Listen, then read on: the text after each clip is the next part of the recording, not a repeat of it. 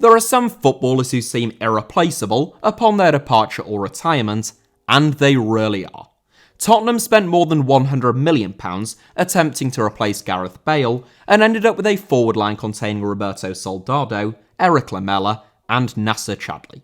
When Luis Suarez left Liverpool in a mega deal to join Barcelona, the Reds forked out more than £130 million to offset the damage, but the likes of Mario Balotelli and Ricky Lambert could not prevent Brendan Rodgers' side slipping from 2nd to 6th in the Premier League table without their talismanic Uruguayan frontmen. And over in Spain, Barcelona are currently finding out that it is about as difficult to replace Lionel Messi as one would expect it to be to replace Lionel Messi, even with perhaps the most talented cohort of young players at any club in the world. However, every now and then, there are players who seem irreplaceable, but aren't. Just take Djalma Santos, Brazil's 1958 and 1962 World Cup winning right-back, and one of only 3 men to make the team of the tournament at 3 separate World Cup finals. Santos played his final game for Brazil at the age of 39, but during that very same year, a 23-year-old Carlos Alberto Torres played 18 times for Brazil, rapidly cementing his status as the best right-back in the world, and suddenly supporters of the Seleção didn't seem to have quite so much to fear. There are occasions in which a player might seem irreplaceable, such as Philippe Coutinho at Liverpool, but isn't, not because of someone directly replacing them, but just because of a system change or collective improvement making up for their absence. But I'm interested specifically in this video with football legends and their unlikely heirs. Without further ado then, here are 7 footballers who seemed irreplaceable, but weren't. 7th, Gianluigi Buffon. I was quite strict with my criteria for this video. I didn't want any players where there was a big gap between the seemingly irreplaceable great and their eventual replacement, such as the 3 years between Oliver Kahn and Manuel Neuer at both club and international level, but nor did I want there to be considerable overlap, such as in the case of Franco Baresi and Paolo Maldini, who played together for 13 years at AC Milan and 6 years with the Italian national team. That's because, in that instance, and in those like it, everyone was well aware of Paolo Maldini's many talents and his leadership skills before Franco Baresi hung up his boots, which meant that Baresi didn't seem quite so irreplaceable by 1997 as he would have done had he retired in 1987. Similarly, there are some successors to great players such as Messi arguably replacing Ronaldinho at Barcelona, or more recently Phil Foden filling the mantle that was vacated by David Silva at Manchester City, where the overlap might not have been all that long, but the replacement was already so highly regarded and known to be so talented that the departee or retiree once again didn't seem totally irreplaceable when they actually left. There are also some successors such as Cristiano Ronaldo following Luis Figo or Cesc Fabregas succeeding Patrick Vieira, where the heir may be comparable to their predecessor in terms of their talent and or contribution, but not so much in terms of their style of play or role.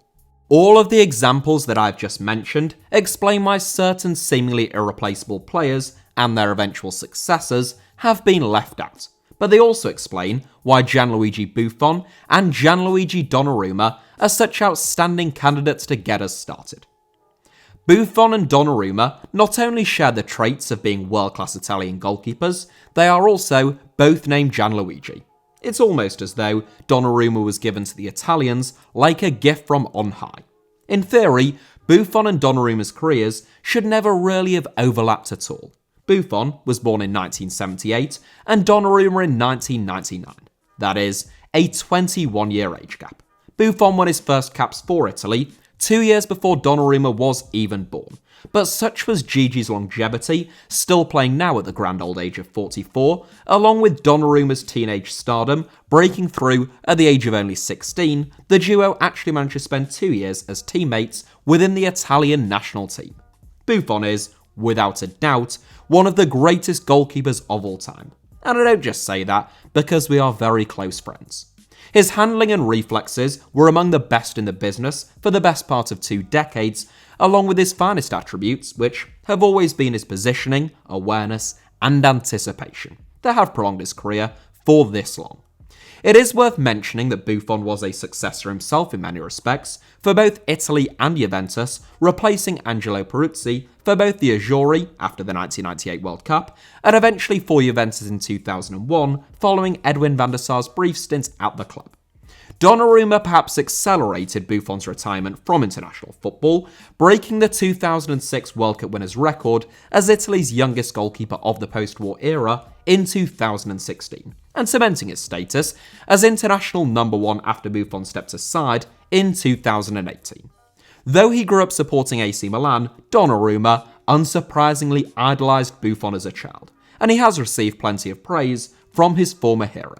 Having only recently turned 23, Donnarumma has already won 40 caps for Italy and has played almost 300 games for AC Milan and PSG, which makes him a statistical freak in goalkeeping terms, and he has all the tools to become one of the greatest goalkeepers of all time, just like the man who preceded him.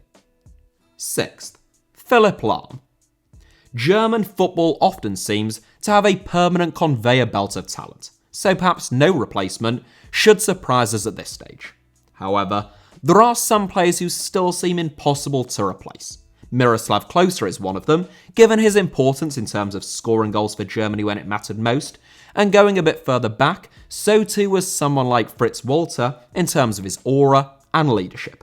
You could certainly be forgiven for thinking that Philipp Lahm might fit neatly into that category, as not just one of the greatest fullbacks to have ever lived, but someone who was so consistent and so faultless that he raised the standards of all those around him. You would be wrong for thinking that, however, since Joshua Kimmich has stepped into those literally rather small but figuratively extremely large boots better than almost anyone could have anticipated. Kimmich and Lahm's international careers never overlapped. Lahm retired from international football after playing a pivotal role in Germany's 2014 World Cup win, aged only 30 at the time. Meanwhile, Kimmich didn't make his international debut until 2016, aged 21. They did share a dressing room for 2 years at Bayern Munich though, between Kimmich's arrival from RB Leipzig in 2015 and Lahm's full retirement in 2017. Kimmich has described Lahm, along with Pep Guardiola and Xabi Alonso, as having influenced his game more so than anyone else. And perhaps that should be unsurprising, given that he now shares a position with all three. Lahm spent more than half of his career playing as a fullback, initially at left-back actually at Bayern Munich, due to his versatility, where he earned the nickname the Magic Dwarf. In his latter years, Lahm transitioned beautifully into holding midfield, a role that he found very easy given his tactical intelligence and technical prowess. Joshua Kimmich has made the same move, though he made it much earlier than Lahm, and he has arguably been the most consistent and the most complete number 6 in world football for the past 3 years. It is pretty remarkable to think that if Kimmich were to retire from international football at the same age as Lahm, he would retire in only 3 years' time.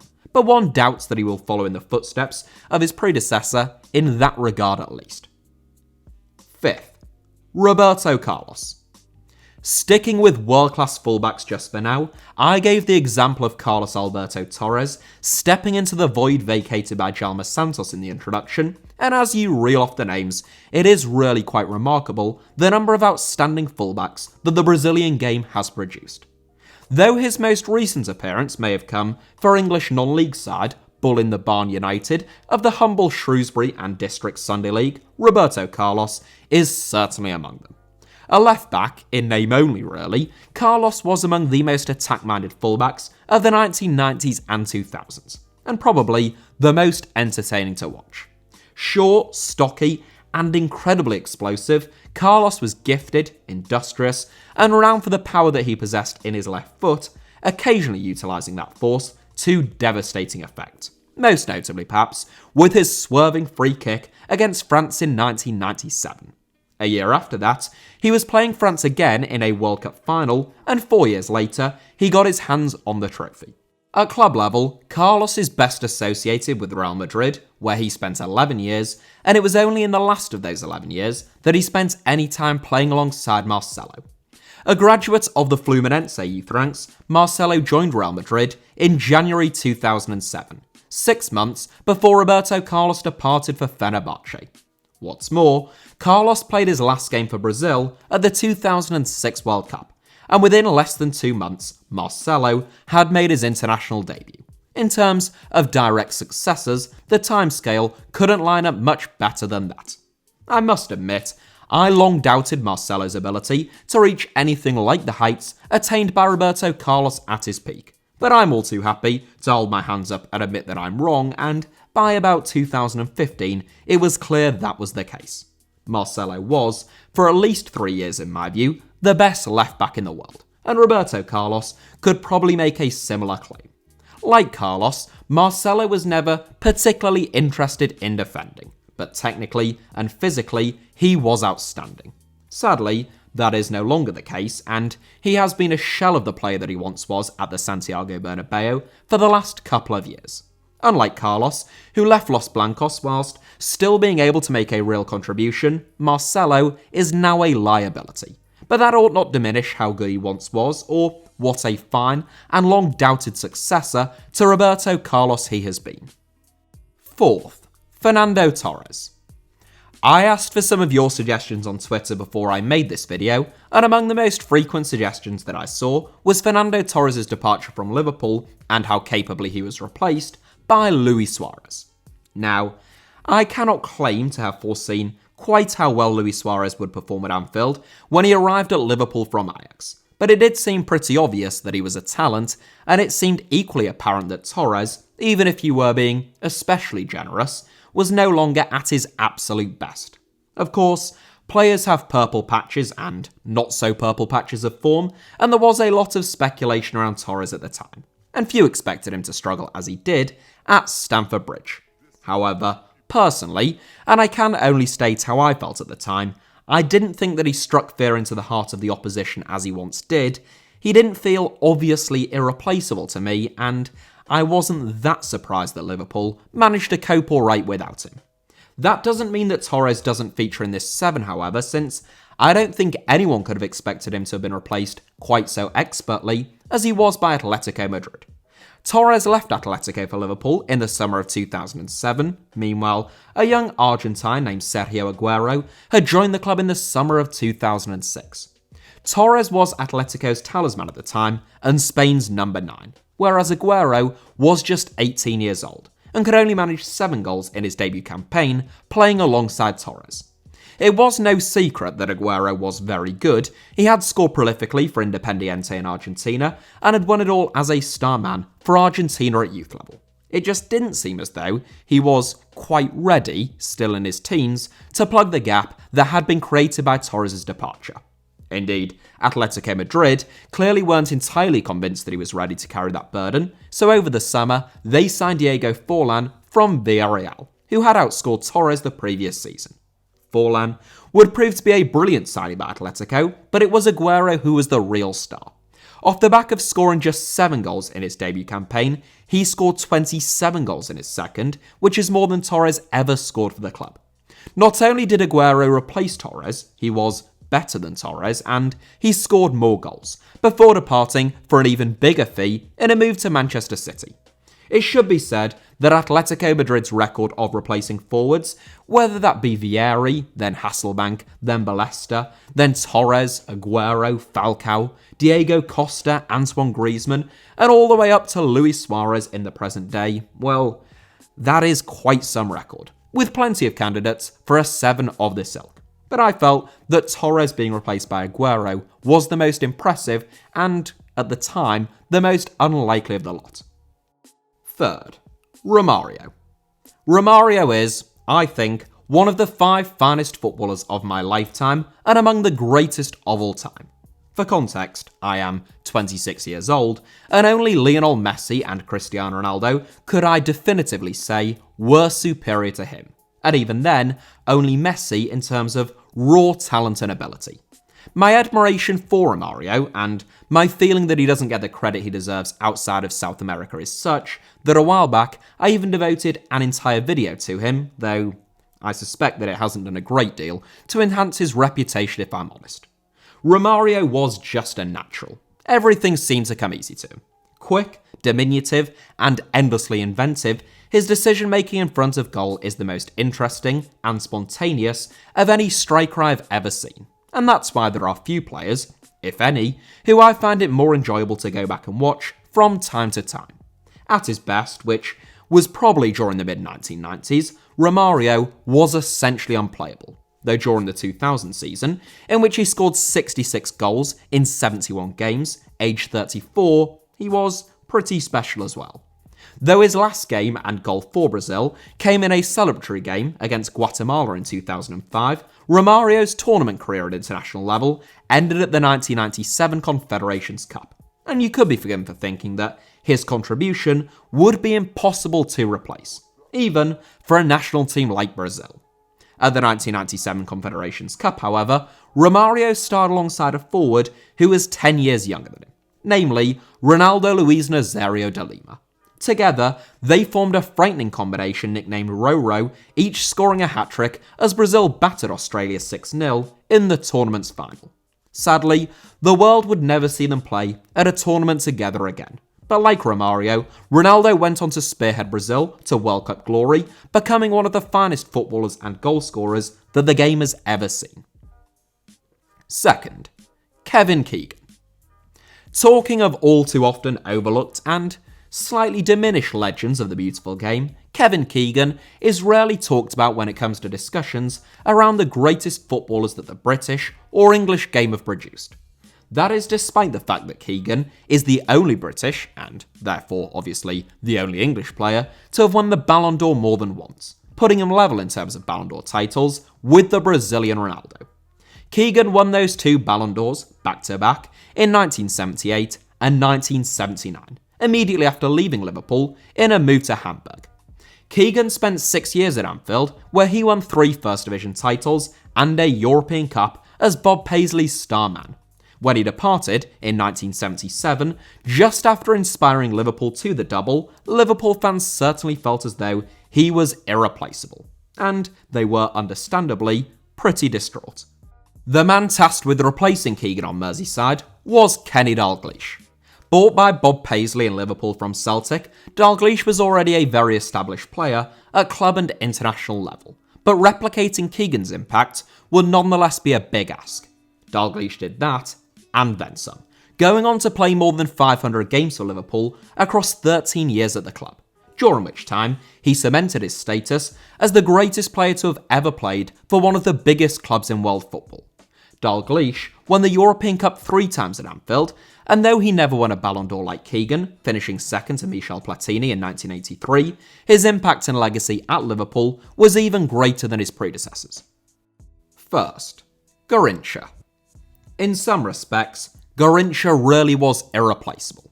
If you have ever chanted Ole at a football ground, you have Garrincha to thank, for it was the way in which he taunted and teased opponents before beating them at the last second that inspired the bullfighting chant to be incorporated by the Brazilian public into the world of football. Garrincha was a tragic character in many respects, who allegedly lost his virginity to a goat and struggled with addiction all of his life. A life which ended in obscurity in 1983 when Garrincha was only 49 years of age. Garrincha's performances out on a football pitch, however, could not have been in any more of a contrast to his troubled personal life. Known simply as the joy of the people in Brazil, Garrincha didn't take football too seriously. To him, simply beating an opponent or scoring a goal was far too simple. He was born to entertain. Arguably the greatest dribbler of a ball to have ever played the game, Garrincha had the spirit of a child and the talent of a god, and Brazil never lost a game in which both he and Pelé played. At the 1962 World Cup, after Pelé was injured during the group stage, Garrincha stepped up to the mantle, becoming the Seleção's main man and winning his second successive World Cup. Garrincha was 29 at the time, and by far the best player of the tournament, and in the world, besides Pelé at least. But it would mark the end of his career at the very highest level.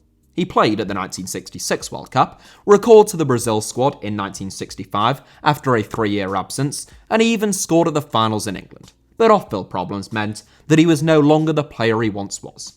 Garrincha's final game for Botafogo, where he spent 12 years, came in 1965. And for his last 3 years at the club, he played alongside an exciting, afro-donning wide man named Jairzinho.